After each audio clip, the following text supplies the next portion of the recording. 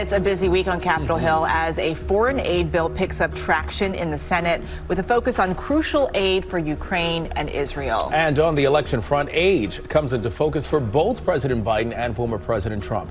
ABC's senior congressional correspondent Rachel Scott is with us now to break it all down for us. Always good to see you, my friend. Good to see you guys. All right, former President Trump is back in the news after making headlines after saying if he is elected again, he would encourage Russia to attack our NATO allies that don't contribute enough to defense spending.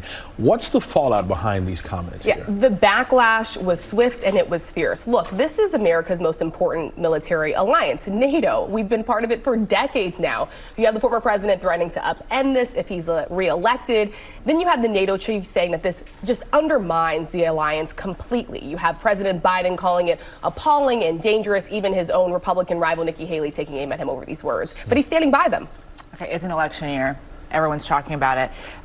President Biden's 81, former President Trump is 77. There's some new polling that shows how people feel about this. Break this down for us. You can't get 86% of Americans to agree on just about anything, but our latest ABC News Ipsos poll shows that 86% of Americans think that President Biden is too old to serve another term. 62% of Americans think Trump at 77 is also too old. So now we're heading into this critical, likely rematch between these two leaders. This is something that neither one of them can escape. But President Biden in particular, when we last polled on this issue just months ago, these numbers just keep going up, where you have more and more Americans now expressing concerns about his age. Another topic of concern, President Biden just recently criticized Israel's military actions in Gaza, and it's being called one of his strongest public statements. What's the latest on that? Yeah, and this is something that the president said just last week, where he said that the Israeli force in Gaza is over the top. We know that he did speak with the Israeli prime minister on the phone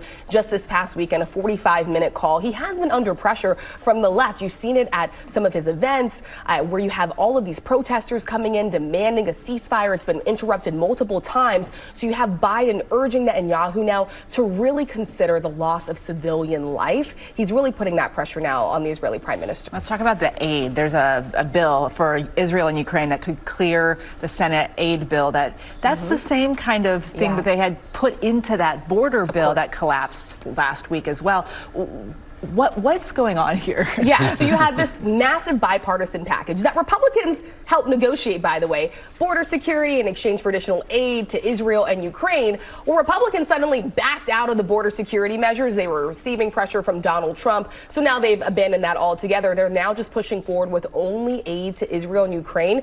There is bipartisan support for that over in the Senate. The problem is you got to pass both chambers. You got to clear the Senate and the House, and you have more and more Republicans over in the House who are just simply not on board with that. They don't want to provide additional aid to Ukraine, and Speaker of the House Mike Johnson hasn't even given any assurances that he put that bill on the floor. All right, the efforts for a border security bill. Yeah, right, exactly. And that is a key priority for Republicans, and so to have them suddenly back out of this border security bill, something they campaigned on, something that President Trump says that he wanted himself, and now it's dead on arrival. We don't even know if there's any type of bipartisan solution before November. It doesn't look like that would be likely. ABC senior congressional correspondent Rachel Scott. Always good to see you, my friend. Thanks, guys. Breaking it down as only you can.